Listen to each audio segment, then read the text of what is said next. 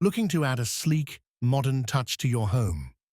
In this video, we'll walk you through the process of installing a recessed electric fireplace. Whether you're a DIY enthusiast or hiring a pro, this guide will help you get the job done. First, decide on the perfect placement for your fireplace. It's essential to check your framing requirements and ensure there's enough depth for the unit to fit flush into the wall. You'll also need to use fireproof materials for safety. Next, cut into your drywall where the fireplace will go. Then secure the mounting brackets that hold the unit in place. Be sure to account for any ventilation requirements and wiring.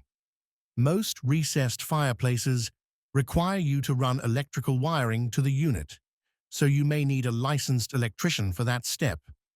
Once mounted, your fireplace will not only add aesthetic appeal, but it'll also provide energy-efficient heating for your space.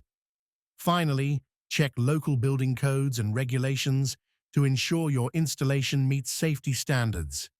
If you're unsure, don't hesitate to call a professional installer. For more tips on upgrading your home with an electric fireplace, subscribe to our channel.